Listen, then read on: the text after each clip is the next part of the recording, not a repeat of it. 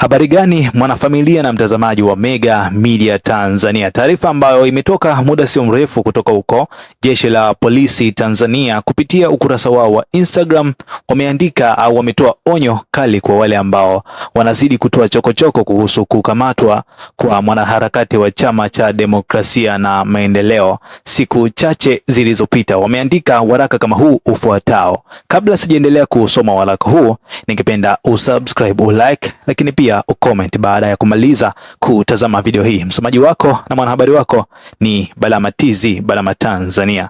Taarifa muhimu kutoka katika Jeshi la Polisi mkoani Mbeya. Jeshi la Polisi limeandika kama hivi ifuatavyo. Jeshi la Polisi mkoa wa Mbeya linaendelea na uchunguzi wa tukio la tarehe 2 Mei 2025 la kuvamiwa na kujeruhiwa kwa Mpaluka Saidi Nyagali maarufu kama Mdude, mfuasi wa Chama cha Demokrasia na Maendeleo wa Chadema, na watu wasiofahamika na kisha kutoweka naye kusikojulikana. Katika hatua ya awali, Jeshi la Polisi mkoani Mbeya lilitoa wito kwa mtu yoyote mwenye taarifa za mahali alipo Mpaluka Saidi Nyagali maarufu Mdude azitoe ili kufanikisha kumpata, pamoja na taarifa za watu waliohusika katika tukio hilo ili waweze kukamatwa. Hivi karibuni, wakati Jeshi la Polisi linaendelea na uchunguzi wa tukio hilo, wamejitokeza baadhi ya watu na viongozi wa na kutoa matamko mbalimbali, ikiwemo kutaja baadhi ya majina ya askari waliowatuhumu kuhusika na tukio hilo bila kuwasilisha ushahidi wowote.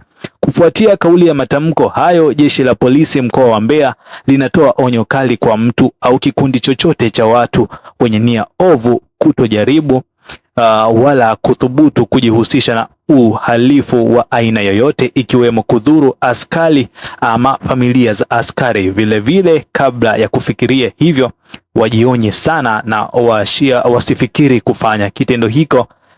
Ni rahisi kwao. Jeshi la Polisi mkoa wa Mbeya halitasita kumchukulia hatua za kisheria na kumshughulikia mtu au kikundi chochote cha watu watakaojaribu kufanya uhalifu huo, na matamko au kauli hizo zilizo tolewa imetolewa na kamanda Jeshi la Polisi mkoa wa Mbeya. So hiyo ni taarifa kutoka huko Jeshi la Polisi mkoani Mbeya kupitia ukurasa wao wa Instagram. Unaweza kutuandikia maoni yako hapo sehemu ya comment, tuambie, je, una mtazamo gani kuhusu swala hilo?